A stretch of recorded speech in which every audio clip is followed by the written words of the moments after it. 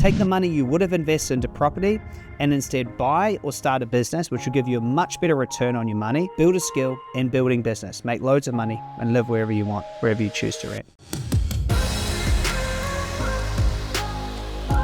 Hey, self-made millionaires, Chris here. Do not listen to this episode if you're thinking of buying a house, but do read it if you want to avoid one of the biggest mistakes I think most people make when they're trying to achieve financial freedom.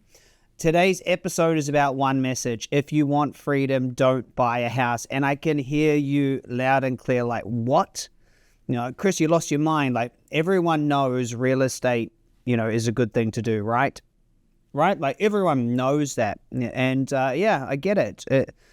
I mean, after buying about $8 million in property and then watching the interest rates go up and up and up and up over the last 5 or so years, having to pay more and more and more each month with, the air conditioning system breaking, a garage door needing replacing, like we bought this amazing house and then, there's always things to repair. There's always maintenance, the solar panels need cleaning. This needs that.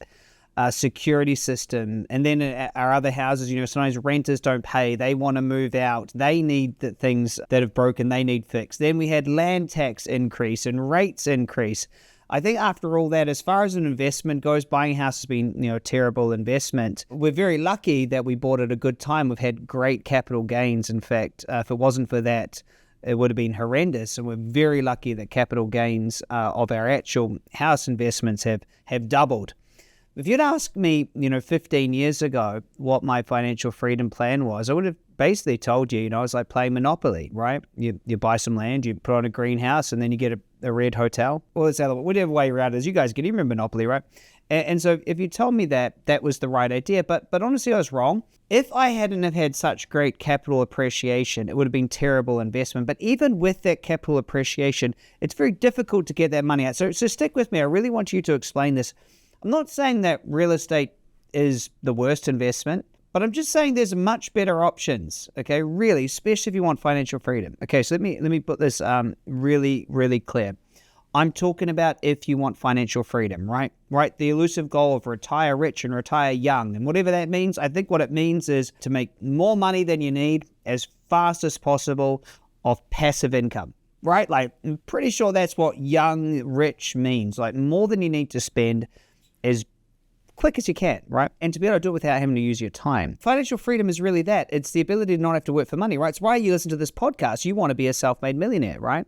Is where your life is completely paid for by your investments. And I'm pretty sure that will sound right to all of us listening. So why is it most people don't have that? They have something different. And that's because of the way they're thinking. Most people think that the way to do this, and you see this through their actions, is to get a really high-paying job or a business that looks like a job, right? Self-employed. Save and save and save, pay off a house, put some money into stocks or super or a Roth account or something like that to get a government bond and wait until the end of our life to stop working and live off the nest egg, right? And people don't say that's what they want to do necessarily. Some do, but that's what you see through their actions. And I don't know about you, but waiting that long seems like a big waste of time, literally a waste of time. But so many people still have it as a goal, right? And buying a house is such a big part of what everyone thinks their plan should be. Work hard, save a deposit, and then pay it off. It's what most of us are trying to do. But let's look at the reality, right? 2024, the reality, okay? So in Australia, and I'm sure in other parts of the world, it takes years to save to buy up a house. In fact, in Australia, it takes on average 12 years to get a house deposit. 12 years, right? That's how long it takes to save when you look at the average income, taking off the average expenses, what's left over, and full-on saving. And once you do it, you save that deposit and you buy the house, there are many downsides. By the way, you still got to pay off a mortgage. And so even though you've saved all that money, you've put that deposit down, it's not that different to rent. Now, really think about this. There are huge downsides. Here's the first one. You become a slave into whatever the government wants to do with interest rates. This was such an eye-opener to me.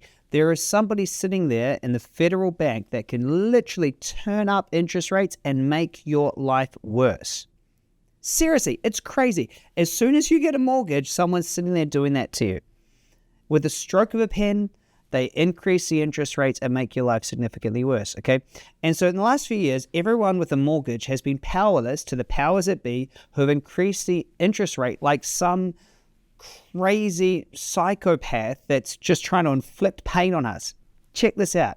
In Australia is now on average $1,200 per month more to pay off the same house than it was in 2019. $1,200 per month more than before the pandemic to pay for the same house with the same mortgage.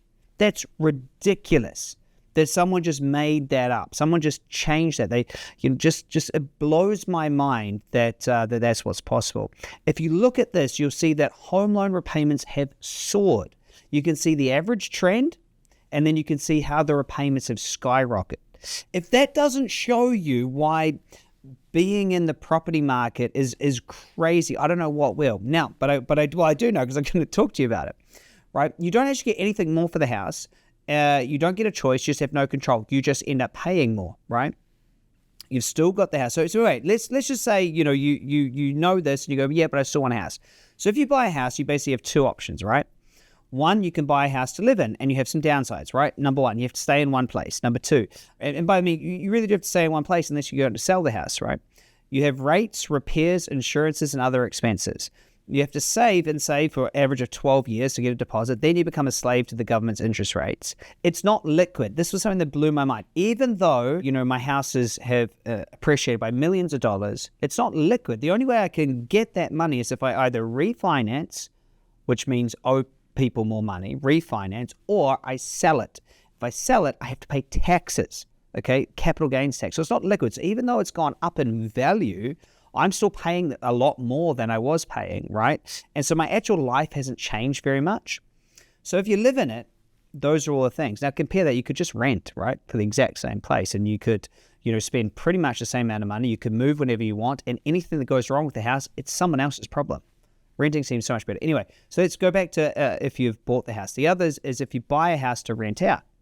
You get a really low return on your money compared to others, right, which I'll explain in more detail in a minute. You have very minimal rights as an owner. There's so many shocking stories of tenants coming in, not paying, and having an inability to evict them. If you don't believe me, Google it. Is that tenants, you can't just kick people out and put them on the street if they're in, financial hardship, these sort of things. You still have rates, repairs, insurances, and other expenses, and you have someone in the house that might be causing damage to it. You still have to save for the huge deposit for 12 years, and you're still a slave to whatever the government does with interest rates. And in many states in Australia, you cannot just raise the rent, right? You can't. You're not allowed. I believe there's like a 5% increase restriction. So even if the government goes and turns up the interest rates, they go and raise your council tax. You can't just raise the amount that your customer, the tenant, is paying to cover all those costs. So you just got to eat it. You just got to earn less money. And again, it's not liquid. So even though you have this house, you have someone else is paying you off, you can't turn that into cash very quick. So those are some options. So let's really think about this, okay? And ask ourselves, what should we be doing with our money? And to me, it's simple and obvious. And that is, you should start a business or buy a business. I'm going to give you some options. Business, by definition, is a profitable enterprise that works without you. So works without the owner. So if you really want freedom, having a business, if you want to be a self-made millionaire, you got to have a business. So here's a quick example of how it can work, okay? So if you put $100,000 deposit, okay, into a $600,000 house, okay, or into $500,000 house, let's keep it nice and simple, okay? Let's keep it nice and easy and nice and simple.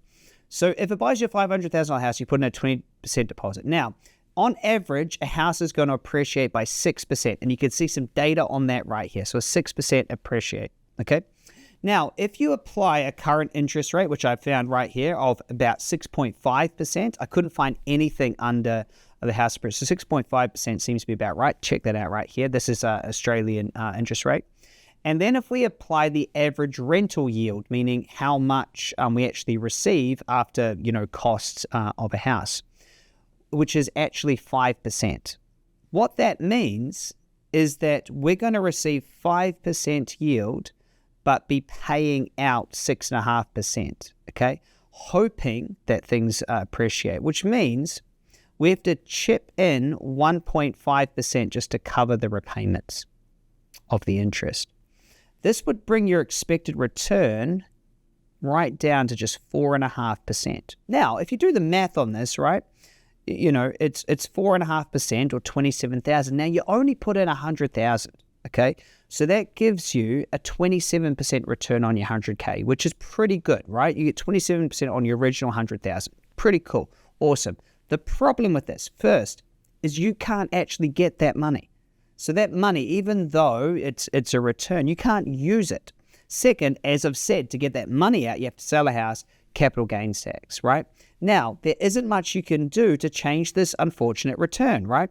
Is you can't really make that much more money from the same house. Well, you could, but you might have to do some crazy renovations and spend more money, or you can try Airbnb or holiday rental or things like that. Now, by the way, we looked at Airbnb and rentals for houses. You have to chuck a ton of furniture in there. The cost of Airbnbs are actually skyrocketing, so you have to put your furniture in there.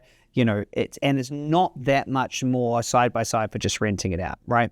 So it's not a great deal. When you really think about the numbers right now, it's not a great deal.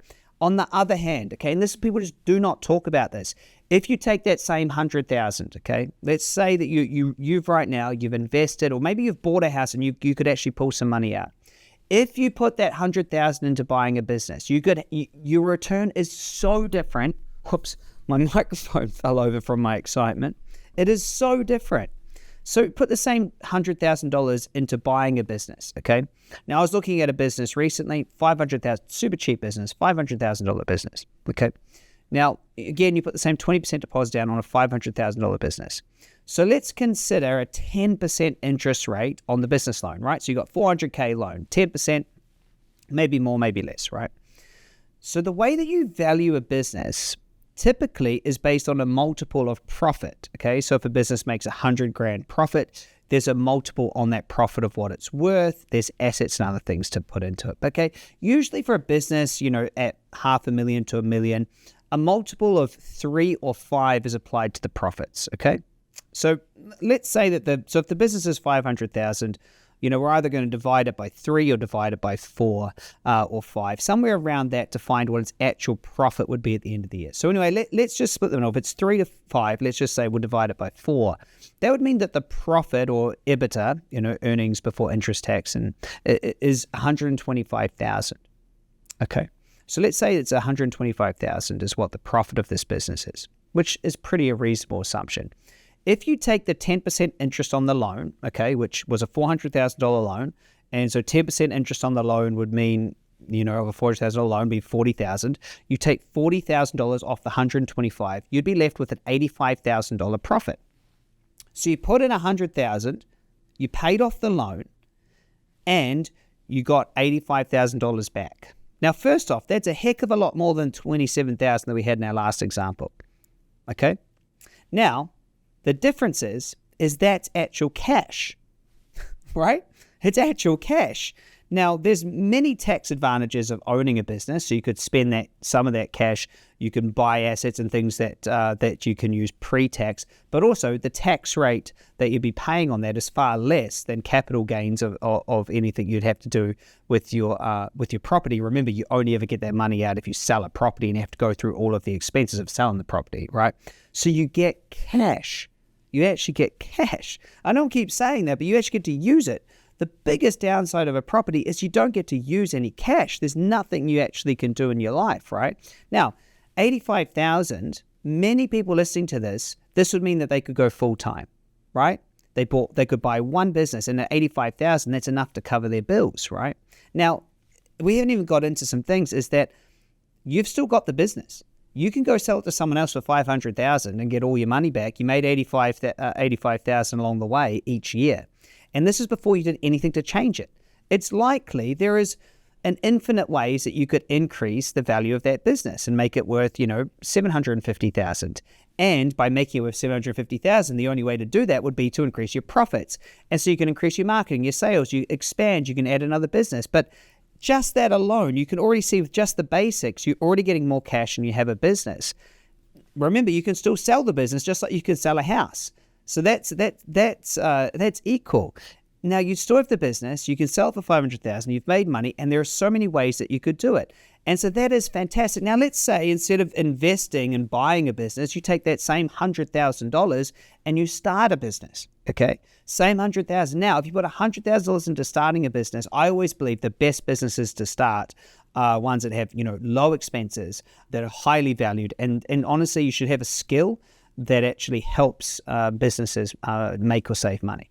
So if you had $100,000, that could be $10,000 for you to learn a skill, let's say digital marketing or AI or copywriting or book publishing or many of the things that I know you could start a business and become a sales consultant. You have $10,000 to buy a course, learn a training, get that. Then you'd have $90,000 left over. That is 3 months of a $30,000 staff wage.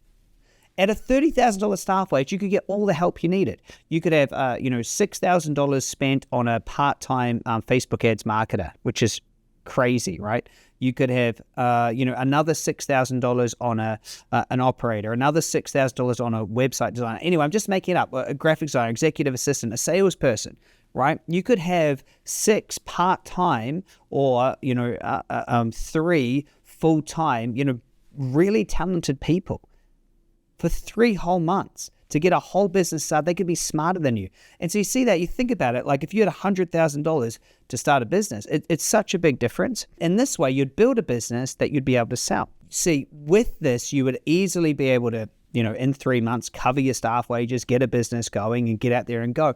And so why don't you get this is because many people say, but Chris, I don't know if I'm an entrepreneur. I don't know if I'm a business owner. Clearly it makes sense, right? Like if you just put the two next to each other, right, you have a home investment here and you have business investment here. Clearly, on a numbers perspective, it is so obvious which one is better, right? It is obvious. It's beyond obvious if there was such a thing. It is so much more obvious that having a business is going to give you the cash and give you the freedom far beyond a property would. And I do recommend that once you have a business making you the cash, that you then put it into property when you don't need to use the cash. Property, in my opinion, is the second investment. The first investment is your business. Now, people say, I'm not an entrepreneur, I'm not a business owner. I want you to get this. There's rubbish. There's absolutely rubbish. The idea that not everyone can be an entrepreneur is just ridiculous, right? There are more than enough examples of every type of entrepreneur, every type of person being a successful business owner, introvert, extrovert, high functioning, low functioning, on the spectrum, not on the spectrum, ADHD, that whatever, right? It's just get over that idea. There's no such thing. Second, people say, but businesses fail. Yeah, businesses fail, but entrepreneurs don't. See, there's these numbers out there. 95% of businesses fail. Look, most of the time, the business wasn't the right one. The person started the business, they made a bit of money, and they thought, you know what, I'm going to go on to another one. I reckon if you change that stat to how many of those business owners went and started something else, fantastic. Now, here's what's also great. You can start a business so much cheaper these days. You don't have to go open a restaurant and, pay 2 years of a lease. You can start a business online as a consultant, but very, very cheap. And so, look, if you're smart and you've listened to this whole video, it just makes way too much sense to start a business over a house. So here's what you should do. Don't buy a house, buy a business. Don't buy a house, start a business. Rent whatever house you want to live in, have the landlord do all of the repairs, expenses, and move out into something new when you want to. Take the money you would have invested into property and instead buy or start a business, which will give you a much better return on your money. Build a skill in building business. Make loads of money and live wherever you want, wherever you choose to rent. Hope you enjoyed this and hope it wasn't too shocking to anyone out there wanting to get into property investment. I just think, in hindsight, a business is going to give you the financial freedom so much faster than trying to do it through property and through a job. And so back yourself and go for it. I'll see you on the next episode. Bye for now.